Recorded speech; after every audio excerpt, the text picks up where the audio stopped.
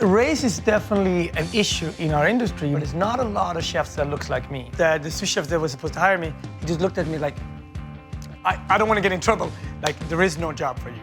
Ethiopia. You know, 10 years ago, I didn't know more about Ethiopian culture than any other New Yorker. Sweden. You know, you guys are lucky because the French accent is so sexy when it comes to food. The Swedish accent is just an accent. Harlem, New York. Hey, New York is for all of us. My favorite night is going to be the time when Eric does techno night. I'm DJing and my wife will go to salsa night. There you go. He's a model chef. He's a role model. And a model. My guest today, my friend and fellow chef, Marcus Samuelsson, who's sharing his amazing journey and put it all on the table.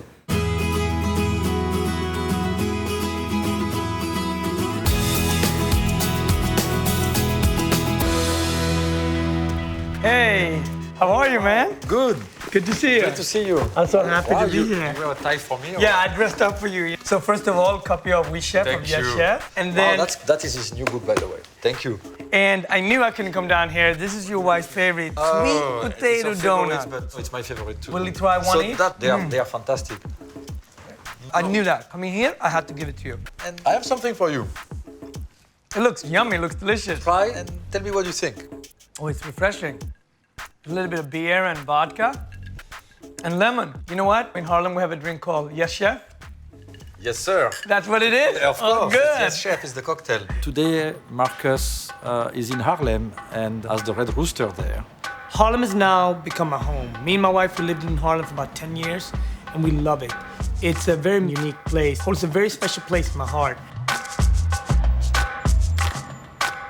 Do we actually have to cook today, or are we just gonna drink cocktails? No, we usually do both. Today, I'm so excited to come here to cook with you. So I want to do a recipe that tells about my history, a throwback to healthy, fun, delicious fish cooking. We're gonna do a salad, a seared salmon salad, and this that is neither French, Swedish, or Ethiopian. Ramen noodles. Yes. So it's really a fusion dish here. It is. So Marcus came with salmon, spices from Ethiopia, some Asian ingredients. It was pure fusion.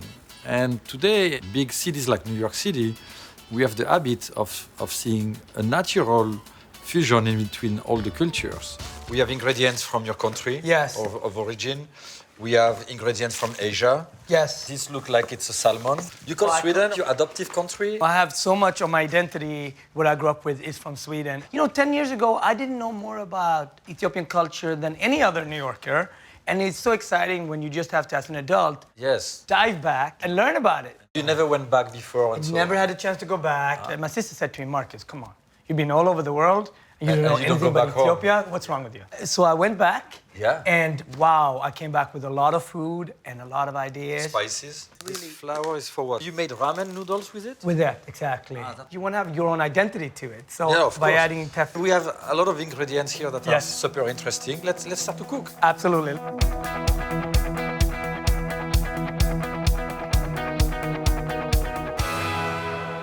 So you grew up at a very young age in Ethiopia. Yes. My mom passed away in tuberculosis, and we got adopted through a Swedish adoption agency. Sometimes the worst thing that happens to you can actually be the best thing that happened to you. You were what, like age 3 or something like Yes, I was very, very young. that? Do you have any recollection of that time? First of all, culturally, from Africa to Sweden is a huge difference. It's night and day. I went from the warmest country to the coldest To country. the coldest. You adopted by a Swedish family. Yeah. You learn Swedish. Swedish is my first language, even still to this day. You speak better Swedish than English? Yeah, Because that to me was you my- have no accent, but I have no one to judge about accents. You know, you guys are lucky because the French accent is so sexy when it comes to food. The Swedish The accent is just an accent. Just well, an I remember accent. the chef in the Muppet Show. Exactly, that's my guy. So Marcus came in the kitchen. He was very excited to show me his dish, and he was very hands-on. I read somewhere that you love to cook with your grandmother. Helga is, for me, the reason why I can stand here with you today. Because she was really the first chef to me that showed me basic things. And she's just, you know what? We're going to do roasted chicken. The next day, we're going to do chicken soup. And the third day, we're going to do chicken dumplings. How old are you when you are with grandma in the kitchen? I started very, very early. Like, for me, we went mushroom hunting with the family. Yes, of course. And then you go berry picking. You were fishing too or not? A lot of fishing. Growing up with food through angles. For my grandmother was really through pickling, preserving, cooking. On my father's side, it was more this basic fundamental fisherman village, right? We picked up, like, let's say mackerel, 40 mackerels a day. 40 mackerels a day. Yeah, it's very, no, but you better like it, because if not, you're doomed. Exactly. At the same time, I mean, you're growing up, you're going to school. Yeah. Are you a good student? Or? I did okay at school, but Okay. I loved cooking. So you really want to be in the kitchen? In the kitchen, yeah. You wanted to be also a soccer player? Yes. You were in a Swedish team? In the team for the state and the city. So but you I were think, good? Yeah, I was good, but not good enough. But I think with every great person, there's always a failed something else, right? One of the things, Eric, that is great is about sports is you learn a lot of things that you learn in the kitchen. Work ethic, listening to the coach, work as a team. Yeah. So when I came into the kitchen, I was like, wow, this is just team like... player, for sure. Yes. It's just like in the kitchen you say yes, chef. I guess. Yeah. In the kitchen you say yes, chef. In the kitchen, in soccer practice, you have to listen to coach. So there's so many similarities to me in the kitchen and the soccer pitch. To become a chef, it's hard work. It takes years of experience. You have to be very humble. It's a tough world. So supposedly you're too small to play soccer. Okay, Yes. fine. So you must be not happy about that, right? It was a tough day, I'll tell you that. And then that was a defining moment, and is when you said, okay, I cannot play soccer as a professional, so I'm going to a vocational school. Yeah. And how old are you when you do that? About 16, 17. 16, 17. So in that school, you learn the basics like in every school. What is your vision at that time? What was your state of mind? I heard about a couple of students that were older than me. They got a chance to go to France. I want to get a chance to go to France. Once I understood this was 1-star Michelin, 2-star Michelin, 3-star Michelin, I said, I have to go. So you go to France. I didn't get to France. I didn't get the chance. I applied, but it was the best thing that happened to me. Everything that you have something that doesn't go right, you think is the best thing. You're optimistic. Yeah, I am, but it also showed me because I got to France when I was ready to be a cook, to cook in France. From 16 to 23, I got to Switzerland. I got to Austria. I got to travel around the world. And the so I was a much better cook when I came as a commis to 3-star Michelin in France, to Georges Blanc. To Georges Blanc. I could actually hang with those boys. As a chef, you have to have a great sense of ambition and aspirations of always pushing forward. You have to know yourself, where your roots are, where your strength as a chef is. You work at Georges Blanc. He was an iconic chef for us. People come from all over the world just to dine. To dine in his place. When I worked in La Tour d'Argent, they were very, very, abusive.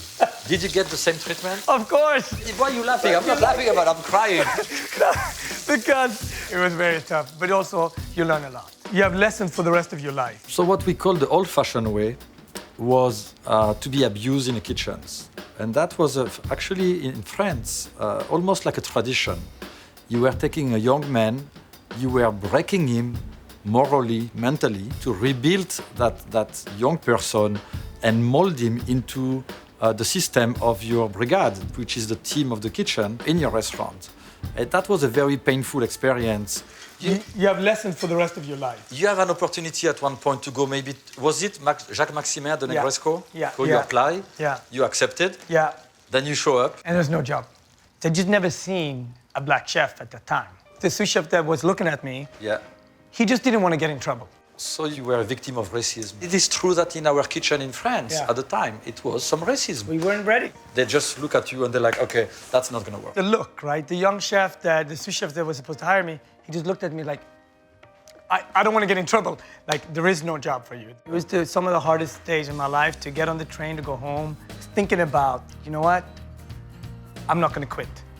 So it's giving you an engine to say, I'm gonna live my dream. I don't care what those guys think. Determination. That one day, I have to go to America. Because you thought America was a land of opportunity? Land of opportunity, and also started to see more people of color, not just black people, but you saw Asian, you saw Indian. So you were watching TV a lot. Watching TV, and you just started thinking about it. Yeah, I think because I'm French, they're waiting for me with the red carpet at the airport. There's no one waiting, and nobody speaks French. I'm very surprised. Yeah. Where's my limo? Yeah, exactly. You start in New York? Yes. And you go to... Aquavit, because Aquavit was a big, big deal. It was a good restaurant, but it hadn't achieved its potential.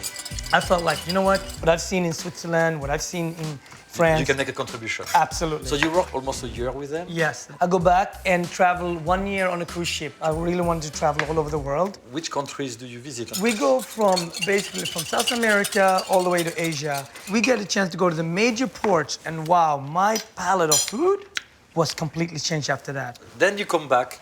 Yes. And so in 1994, the Yes. chef of Aquavit passed away. Yes. And then you become the chef. Yeah. And you did really well. Aquavit was a great success. Did you find your style at that time? Because you were one of the leaders of fusion cuisine. But in the beginning, it was just like, you know what? I'm just gonna find my style. And I knew my style from the ship based in a European tradition, but also with this sort of inspiration from Asia and South America that I've now have tasted and experienced them. I just find this like, you know what? New York is the perfect place because you have Chinatown and you have all these great, great, great places. When did you do your first cookbook? It was really Aquavit's first cookbook. It came out 2003, so I was like 32 years old. A magnificent book. The food is so sexy, and then Yes. you decide to do a TV show. You do other books.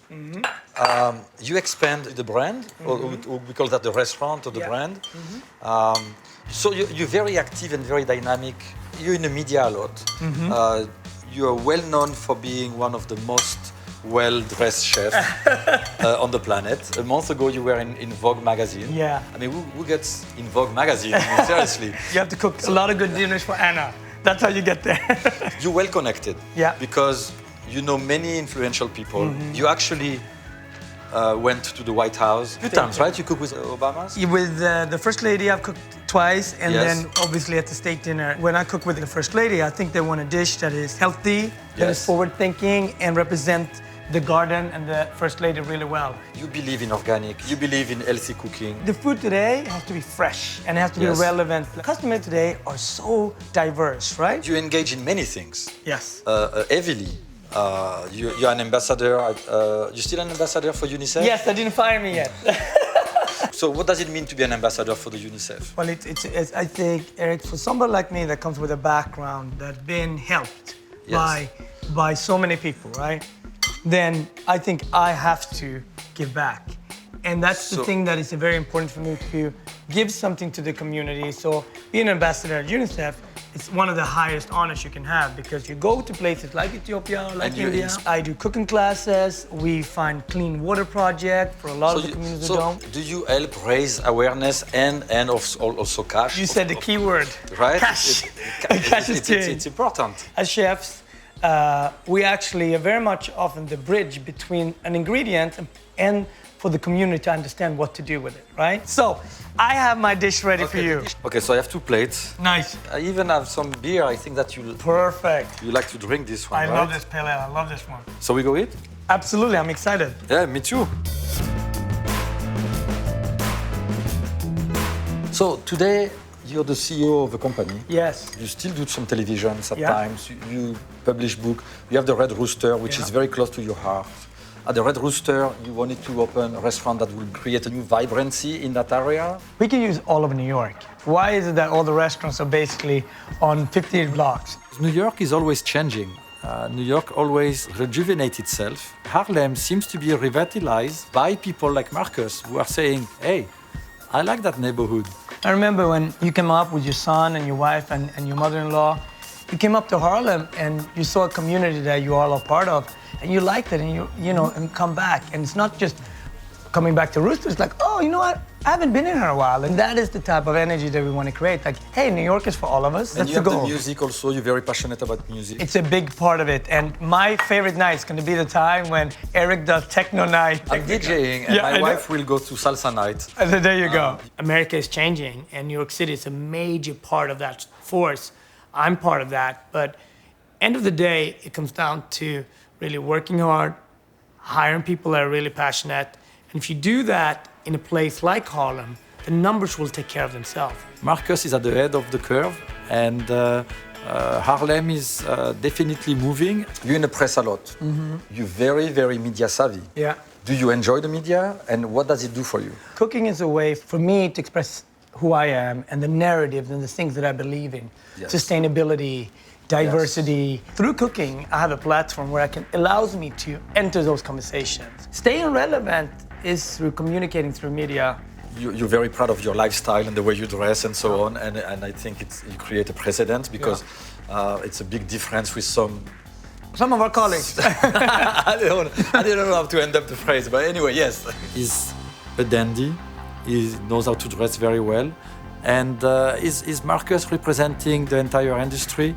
No, I think Marcus is Marcus. I feel that deeply inside, you want to be a role model. Absolutely. Cooking is really a blue-collar craftsmanship with some gracefulness, almost of a dancer. You know, we have to do all of those things to land on a dish like this. Yes. But we also have to inspire, and we have to inspire people in a way where people can meet us today. 30 years ago was through a classic cookbook and a big tall hat. 20 years ago, it was maybe different, and today it might be through Twitter. It's very important, and you know, we reach now almost 1 million people a month. And some of them are here in New York, but some of them might be in Scandinavia or might be in Africa. And for them to be part of this dish that we're doing today, that might inspire them to become a chef. It's the same way as for when you and I started, we had to go through Paris, we had to go to Lyon. Those are still channels where you can go, but today there's 10 other ways. I think you have to have a little bit of both, because you can read whatever book you want, you can follow Twitter as much as you want. Nothing beats doing it though. You have to do it. Of course. That's the key. And what are the causes that you believe in and that you want to bring awareness to? The food chasm, the huge differences of the who have food and great access to great food and not, right? Once I moved to Harlem, it changed me forever. The fact that you can't have fresh corn in corn season. Why is that? You can't? You can, you should, but it was very hard for us to have a farmer's market and so on, right? Yeah. As a chef, I can't just ignore it. I can't just walk to work and say, I don't have part of this. I have to be part of that change. Our industry have done a lot for diversity, but it's not a lot of chefs that looks like me. Race is definitely an issue in our industry, but I think we come far. We come far, Eric, from, let's say, 30 years ago or 20 years ago and 10 years ago.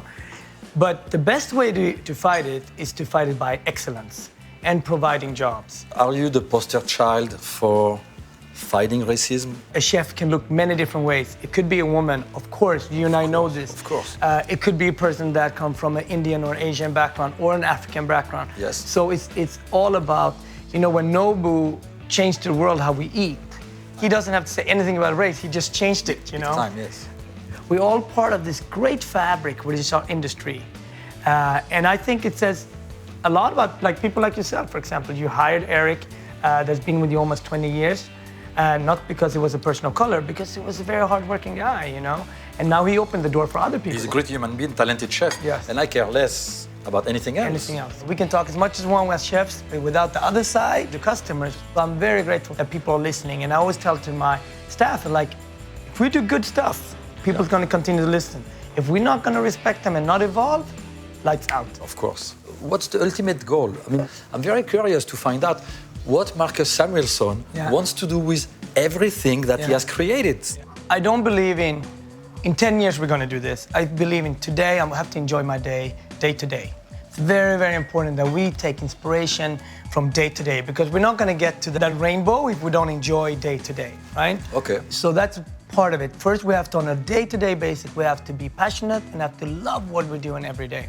Long term, if I could be part of introducing a better way for us to eat, not just with people that have a lot of money, but people who have lesser economy, I would take a lot of pride in that. Well, you are already part of it. Yeah, we're part of the beginning of that, and I think we can do more. And if I inspire people, whether they come to the blog, or whether they come to the restaurant, or whether they come and buy a book, it's not that important to me. It's more important that we leave the next generation better off with better food option than our generation. And so that will be your legacy. Yes.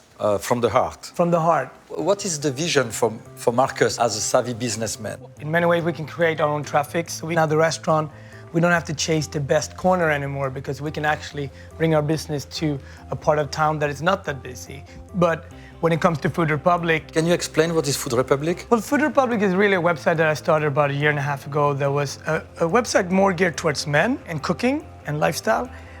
We have about 500,000 people coming every month. I really believe that when guys enter the kitchen, we do it a little bit differently. We want a new knife. We want to talk about how strong the stove is, how this apron is cost $300, and it's really nice when I'm going to have $300? Well, where do you buy your aprons? It's just lifestyle. It's just fun. Give people good content. Yeah. When they have the next dinner party, they can go on Food Republic. They find recipes that fits us. What you want to do is to have basically that site, make it a success, monetize from it, and then you want to open more restaurants, and then retire. Or never retire. The way when you see Jacques Papin and the way you see Andres Saltner, for example. Those guys will never stop. And they're just happy. Yeah. When I see Jacques in Aspen, he always tells me, oh, I was just on the cruise line yesterday, Marcus, and I'm going to go here. And like, just smile, just happy. We know how hard they work. It's no miracle. You cannot be like relaxing all day long and things happen. You know that, and I know that. Yes. To be a 4-star chef, it takes an enormous drive, and at the same time, what you do very good, you embrace the light cooking way before your colleagues, and also what you're doing here. This is great. This is new media. This is fun. I mean, this is a trick to learn from my guests. I'm stealing ideas from everyone. I get you hammered on the cocktail and the beer. After that, we brainstorm, and we're gonna have a new model soon. But I'm so happy to be here. No, thank you. Thank you for having me. No, thank you for coming. I mean, I'm delighted that you came here and you share the mystery of the mind of Marcus. I would love to have your autograph on this board. Oh, of course. So let's go. Absolutely. Okay, so let's go sign. This wall is beautiful. I love this wall. It's your recipe. I mean, if you choose the space and then... I think I'm going to do something here. I'm going to do yes, chef. Ah, yeah, that's a good one. And then... That's very cool. Mine is a bit the same. I love it. You see? That's good. Well, thank you so much for having me here. All right. Pleasure to have you. Oh, it's my pleasure to be here. So I'll come back in 5 years. Yeah, you come back next week. Oh, good, good. Cook again. Today was a great joy for me because, when somebody calls and say you're cooking for Eric Ripert, you want to elevate your game. Today, I want to make sure that Eric had a great lunch. I know he loves fish. I know he loves light food. And incorporating Ethiopia to serve that to Chef Eric, it's a great honor. It's a lot of fun. That dish was really Marcus. Light, vibrant, bright flavors, well executed. He mastered the techniques. Yeah, really Marcus. Pharrell Williams here. Hi, I'm Joy Bryant. I'm Eric Ripert. I'm Tom Colicchio. I'm Dr. Frank Lipman. The host of On the Table. The host of Across the Board. Host of Artist Talk. Host of Hooked Up. Host of the show, Be Well Week, Be Well Weekend, on the Reserve channel. It's only on Reserve. Did you know that you can follow my show on social media sites like Facebook? Follow us on Twitter. If you're a fan of my show, hit the like button. All of the above. Share me with your friends. Treat yourself. Check out a new episode of my show, Hooked Up. And if you want to leave comments, feedback, ideas, whatever, love to hear from you. Leave a comment. And if you don't want to miss the show, be sure to subscribe. The one that's like down here, or is it here? Somewhere down here. Thanks for watching the Reserve channel. Only on YouTube. Throw caution to the wind and ask yourself what rules.